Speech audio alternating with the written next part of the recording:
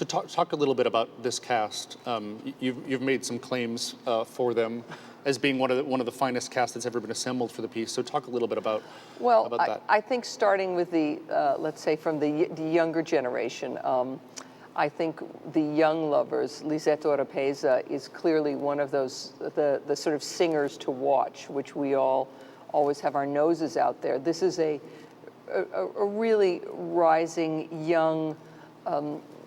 Still a kind of coloratura heading to a lyric soprano, but who has a freshness and a clarity to her voice.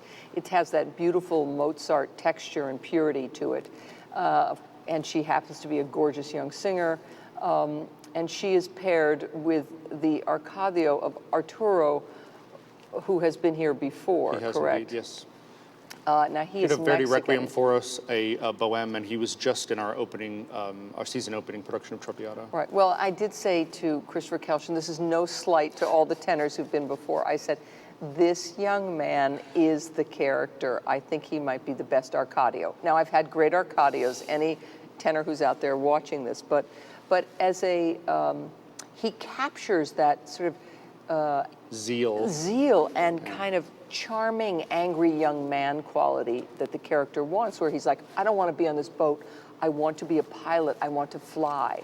And you see in his eyes the magic of the air, which is the opposite of the water, which is where this piece is floating.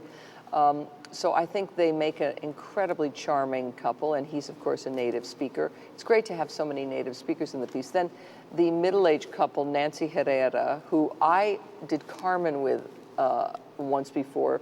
And she sang Carmen here as well? Did she? Okay. Well, and she is originally from the Canary Islands, although she now lives in Venezuela.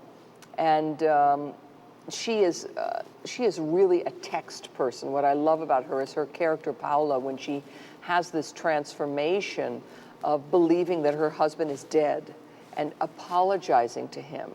I sit and I listen to her big second act aria, and I cry every time I hear it. It gets richer and stronger and more poetic. And that's, of course, I think she did it in Washington and here, so having that consistency. She has a relationship with Danielle because she sang the aunt in the world premiere of Postino. So. Right, and she talks about him, and being able to bring that to the other artists is such a unique experience.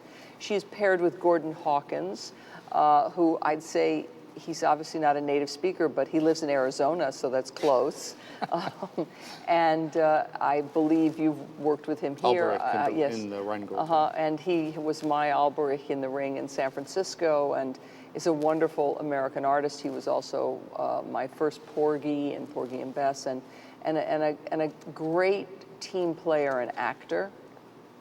The captain is David Pitzinger, who perhaps is best known here as his portrayal in South Pacific of Emile Belcourt. Just a wonderful American bass baritone, back and forth, but who commands the stage in a regal and very dramatic way. And then the Rio Lobo is Spanish, but lives in Australia, Jose Carbo, who is new to me, and I think new to the company, indeed, correct? Yep. This is his debut, it is. Well, a wonderful baritone, a real kind of Escamillo, Italianate quality to his voice, beautiful, mellow, ringing baritonal quality. And I think, and then of course leading the ensemble is Veronica Viorel, who has been here, I believe, before, and is from Chile herself originally, and has made a true career as a great operatic diva, and is at a point in some ways in her life where she can look back to certain things and bring that great melancholy and pathos to the role. Yeah, there's a degree of dramatic verisimilitude that comes, especially, you know, Veronica was one of the leading sopranos of the LA Opera and sang, you know, Cetreson and Violetta for us, and to have her back in this role, I think there's an extra kind of frisson with the audience that will be created.